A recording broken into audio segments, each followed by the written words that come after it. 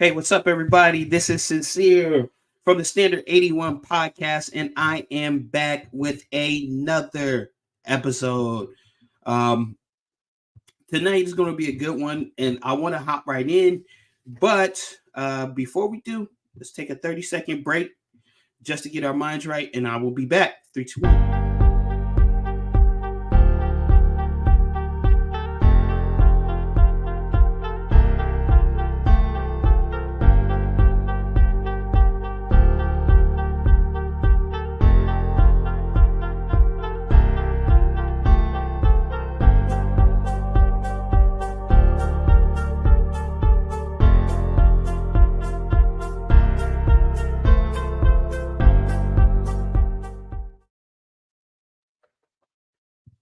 All right, and we are back. Tonight's episode is called Sexual Attention versus Long-Term Attraction.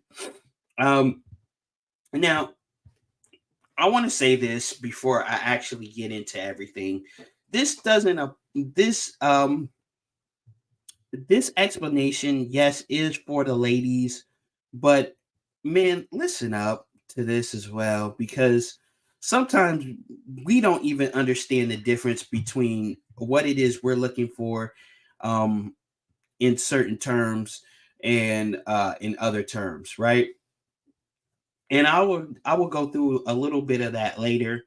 But before I jump right into it, go ahead and hit that like button, hit the share button, and subscribe if you haven't already, because I greatly appreciate it, and it will help me to grow the channel and definitely get more eyes on it. Uh, Anyways, let's get into tonight. I got my handy dandy phone, which is always here, and we are going to define some words because in defining words, uh, we help clarify everything that we are doing, and it helps serve the purpose of enlightening us in and helping us to really expand um, our knowledge of what it is that we have going. Give me just one sec.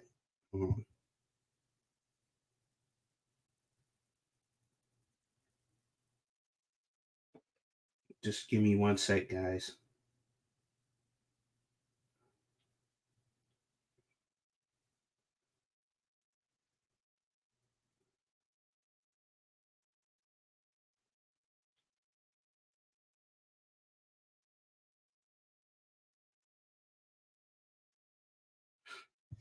All right. Anyways, um, so let's start with the first word, which the first things first. Let's start with sexual attention. Right? What does the word sexual mean? It is an adjective, meaning it is a something that you do, right? And the definition of it is relating to or being associated with sex, something involving or having sex. Those are the two definitions of that particular word. Um, and then let's look up attention, right? Let's look up the word attention.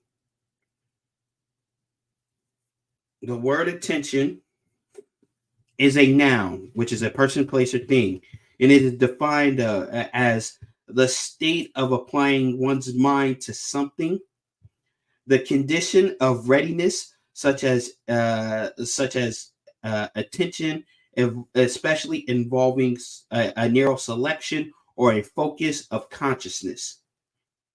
All right. So when we put those two words together, sexual attention, this is what you get: a focus or a centering that relates to sex. That would be the Webster's Dictionary definition of sexual attention. So here's what we need to know about this. When it comes to sexual attention, you have to begin to look at it as nothing but gratification for one's loins. I'll say that one more time. It's gratification for one's loins. It has nothing to do with your character, who you are as a person, or your mindset. What it has to do with is your private parts and the things that you are able to do as far as gratification within intimacy. That's all it is. That's all it is. And it's a hard concept to grasp because oftentimes in the beginning of sexual attention and long term attraction, those two look the same because they start out with the same basic parameters. But before I go into that, let's define long term attraction. All right. So, once again, I'm going to grab my phone and I'm going to look at look up the dictionary.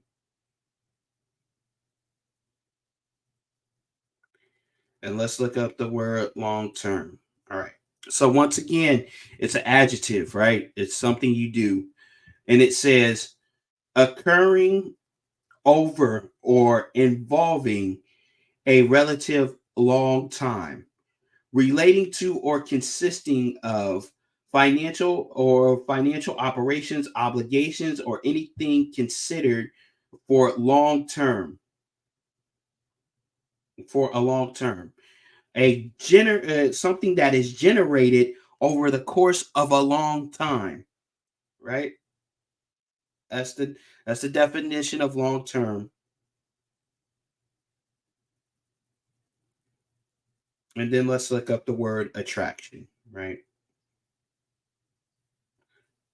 Attraction, once again, is a noun, right? It is the act or the process of attracting. Personal charm, the power of drawing forth a response, something that indicates or draws together.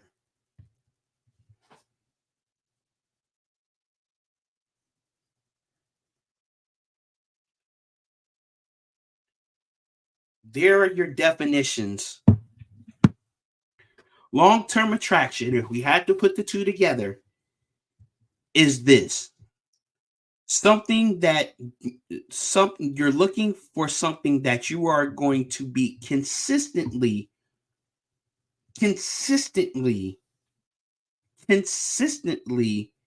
drawn together with.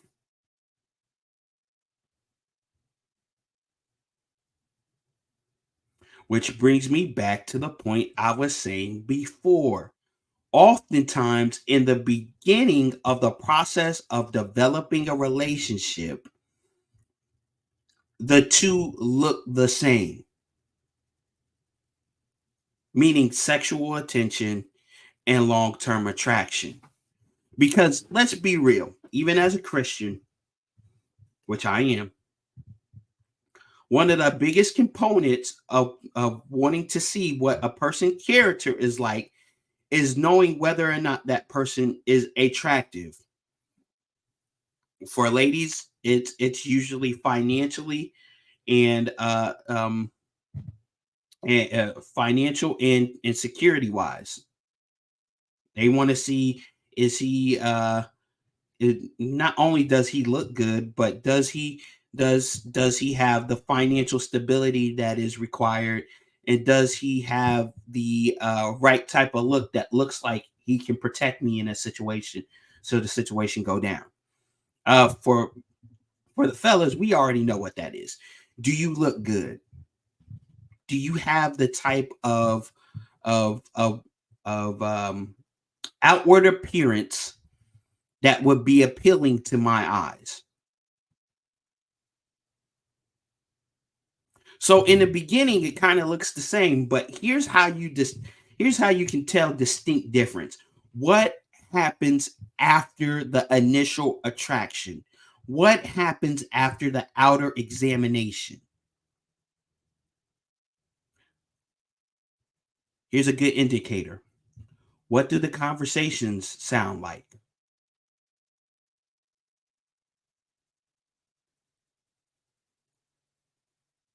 What is it y'all consistently talk about?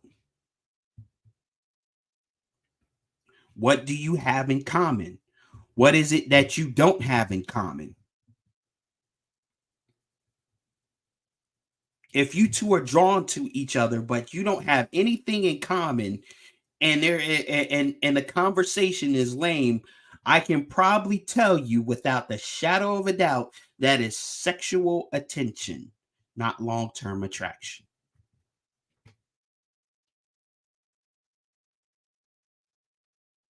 You both think each other look good, so you're interested in engaging with each other on a purely uh physical level. That's it. Nothing beyond that. You'll engage with each other on some shallow basis, some preliminary basis, know each other's names, maybe know where each other like to eat, so on and so on, but nothing in depth. So how can you tell the long-term attraction? Well, it takes time. But here's a way immediately to find out. What kind of questions do they ask you? What are the things that they say? What are the things that they're asking of you?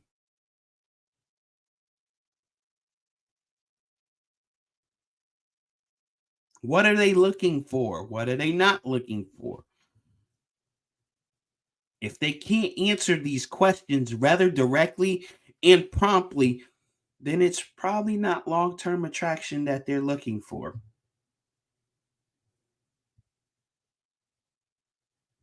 Ladies, if a guy all he can ever tell you is how good you look and how he wants to be around you and how he wants to get with you, that is not long-term attraction. That is sexual attention. Fellas, if all she can ever tell you is how she desires to be around you and how you make her feel all the time, that is not long-term attraction. That is sexual attention.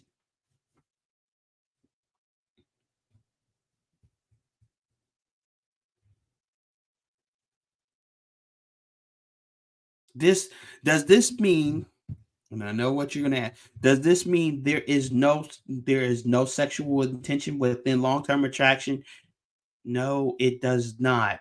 But the two don't the two are exclusive.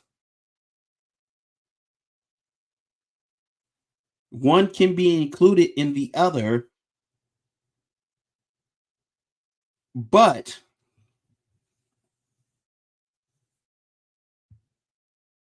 in order to have long-term attraction, it needs to be about more than just physicality. And I know what y'all are saying, sincere. I know this stuff. I know this stuff. But how come it is we don't pay attention to it? We only seem to pay attention to it after we get into trouble because of the fact that we're trying to make a long-term attraction out of sexual attention. Fellas, we need to stop saying, "Oh, that girl looks good. I bet you she would make a good wife." You don't know nothing about her. You don't know her from Adam. You've never talked to her about anything in depth. All y'all do is get together, hug, kiss, and do all kinds of craziness. Y'all may even go out to dinners. Y'all may even be seen in public together. But when it goes beyond to things that really matter, y'all don't do none of that. And then all of a sudden you propose, you get married, and you wonder why things are chaotic. Well, you never got to know her, my boy.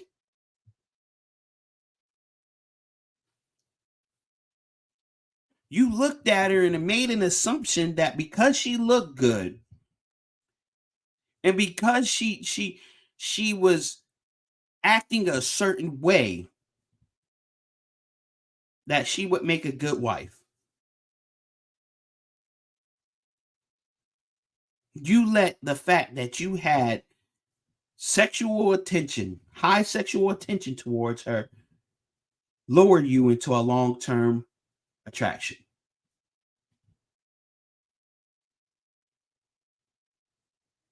I've heard this said quite a few times. Why do the good guys always marry the plain James? They don't want to marry none of the baddies. And some of the answers is, oh, they don't have enough money. Boo, boo, boo, boo, boo. Let me tell you something, ladies. The plain Janes get the good dudes not because they do something better than you guys. It is not because you look because obviously you look better than them. It's because for the most part, you as a baddie are seen as sexual attention, not long-term attraction.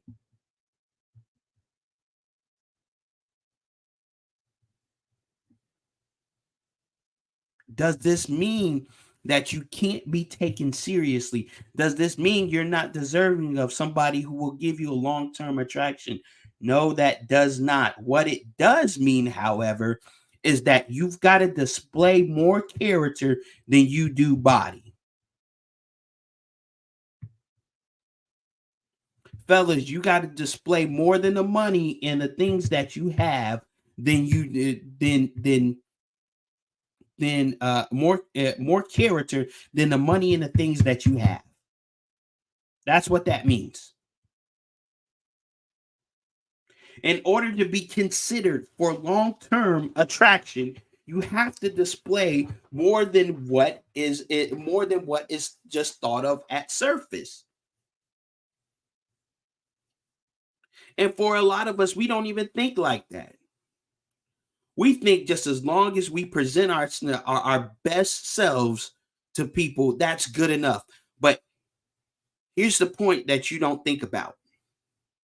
None of us really think about it until after we start getting older and we really have to begin to think about life and what we want to do with the rest of it. After the beauty fades, should the money stop? What is it we have left to offer the other person? What is going to keep them with us?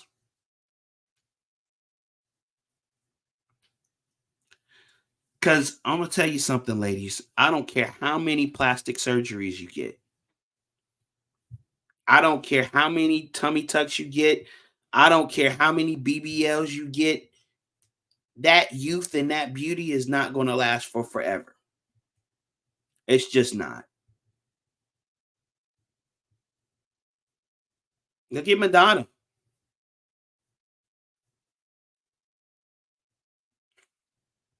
And I'm not trying to say anything about her in particular. I'm not trying to throw shade. But what I am saying is she looks completely different than she did in her youth. And all she's trying to do is hold on to what she used to have. She's hoping that somehow in doing all these cosmetic surgeries, she can keep the sexual attention she used to have in order to appeal to people long term. And it doesn't work.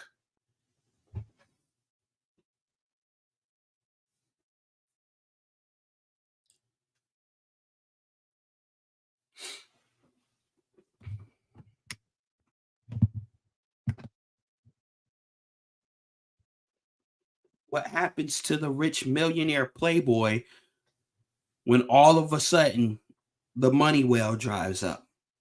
When he loses the Fortune 500 job, when the business collapse. Well, the parable of prodigal son tells us exactly what happens. Everything he has goes away. All the friends, his wife, all that junk goes away. And now what are you stuck with? You're faced with the reality that because you tried to glorify and uplift and tell people the only important thing you had was the money and the success and the amount of things that you could accumulate after it was all over, there was no point in you being there.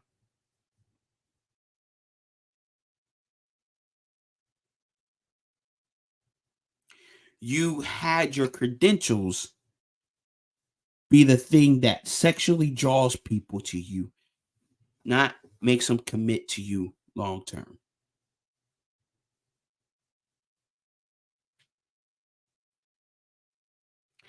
So, how do you make the changes? And I said this once, I said this twice, and I'll say this plenty more times until people get it. It's about this. It's about the mind. It's about changing our mindset to adjust to think differently, to begin to think about more than what we can gain, more than what we have to prove, more than um, what it is we need to do in order to be approved by people, and start shaping our character, start shaping our inner man, start shaping. I hear a ton of people talk about I'm on a healing journey, but then when they talk, all it sounds like is they've allowed materialism and greed to pervade their mind, and they think somehow that's healing. I'm focusing in on myself. You know what that makes you? Selfish. Now, please don't get me wrong. I want to say this with all due respect. And you, at times, do you have to focus in on the things that you need to do? Do you have to focus in on the things that need to get done? Absolutely. 100%. But if that's all you're focused on, if that's all you're ever talking about, if that's all you're ever searching out, if that's all you're ever, then you are not healing.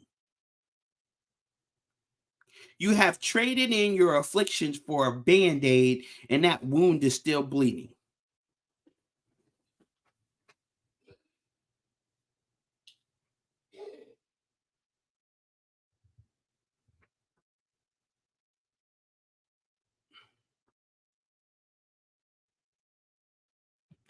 Time to let it go. Time to figure out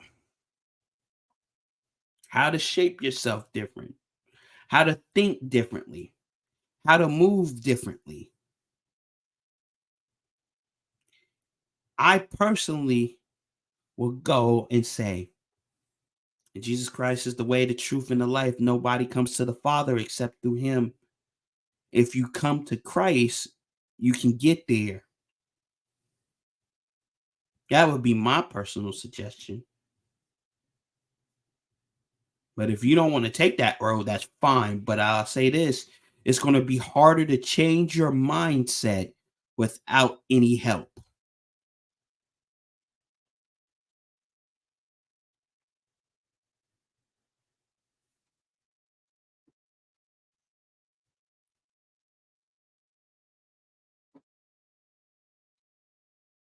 Because learning to have confidence in oneself doesn't teach you how to deal with other people, doesn't teach you to look out for other things, doesn't teach you how to examine things carefully. What it does is make you in I'm looking for the word here, but I don't have it. What it does here is it starts to make you begin to get a superiority complex and make you build up walls in order and hurdles for people to climb.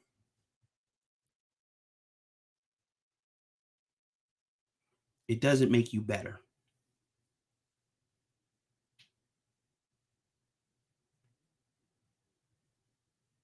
When people begin to see you and they say, wow, something is different about you. I noticed that, your mind is different. The things you say are different. Then you are appealing to people's long-term attraction.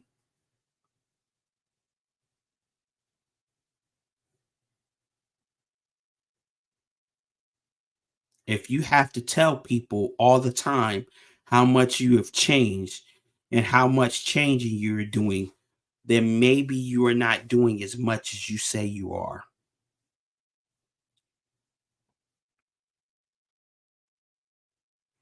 Maybe you're not going as hard as you think you are.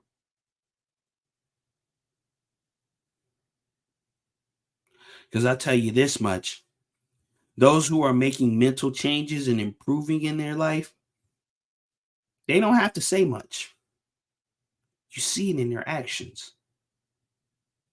You see it in how they move. You see it in the things that they do day to day. You see it because it is something that they are striving to be, not something that they are telling you. And the funny thing about this is we can apply this to so many things in life, but the moment we begin to want to apply the same thought to relationships, all of a sudden it's too much, too hard. And you want to know why we think it's that way? It's because it's something we cannot control.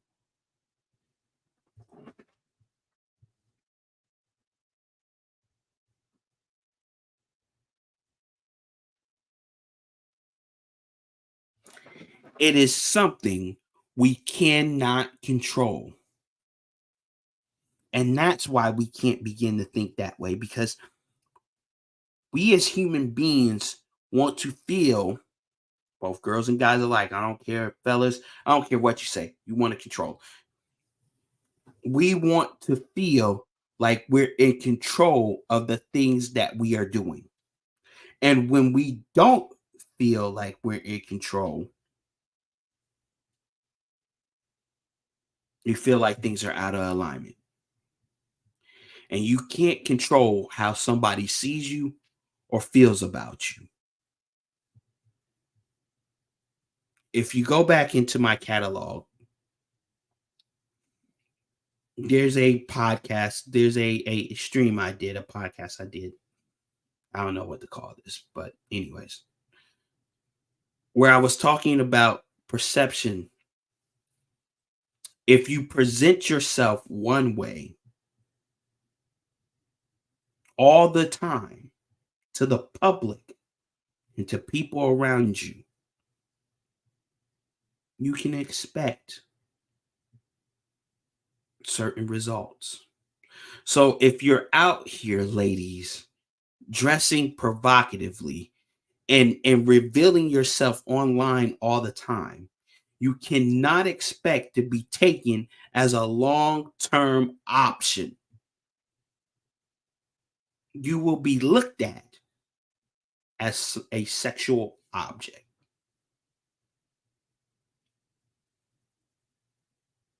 And you could genuinely be a good person. You could genuinely have intelligence. You could genuinely be everything that you say that you are. But if you are presenting yourself one way, the type of attention you receive is sexual.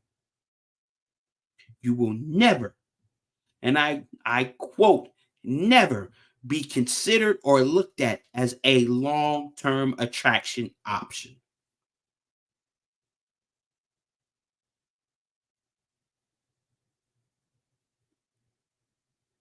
I'm not saying that God can't do nothing, but we are going with the rule, not the exception.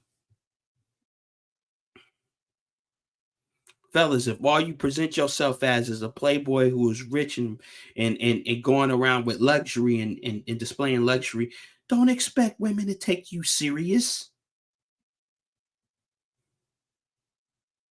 They want you for what you have.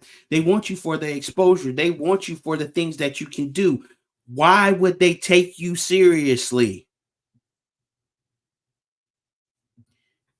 You don't display anything that is worth looking at for long term.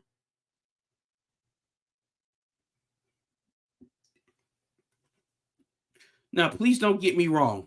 I know that as men, we have to work a lot harder in order to get where we at a high level of success and prestige. But when all you're doing is leading with that, you can't expect people to see you more than just that. What you put out in front of people is people's perception. So if you want to be more than just sexual attention, you need to start displaying more of your character.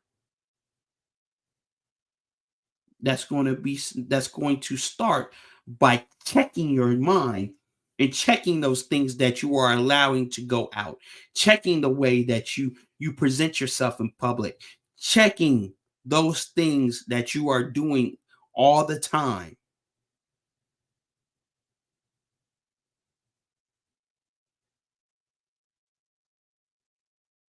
And that's the only way you're going to get the type of thing that you want.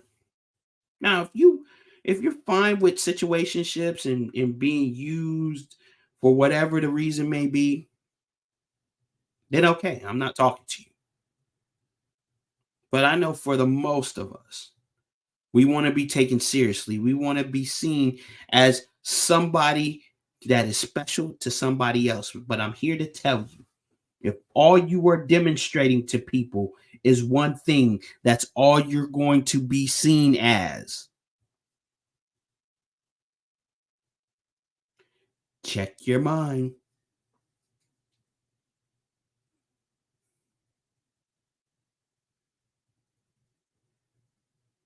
What is it you are doing? How is it you are presenting yourself? What are you saying? How do you sound to people in public?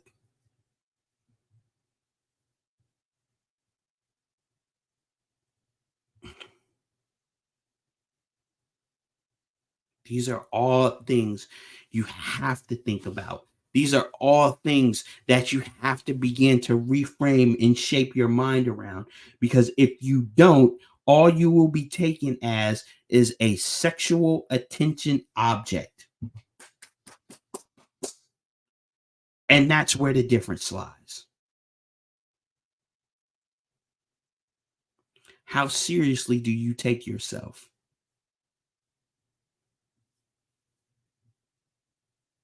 And this don't mean your education. This don't mean your status. This don't mean the amount of money you got. This don't mean your business. Mentally, how seriously do you take yourself?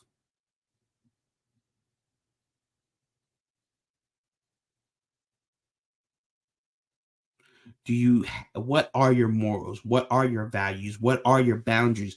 What are the things that you are willing to compromise on? What are the things you are unwilling to compromise on? What is all this? What does it look like for you?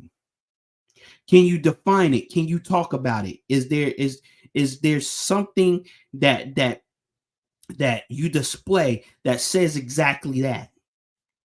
Is it in the way that you hold yourself? Is it in the way that you carry yourself? Is it in the things that you wear? Is it in how you move and what you do? Because if those things look different than the way that you are presenting, you can bet your bottom dollar you're only going to be seen one way.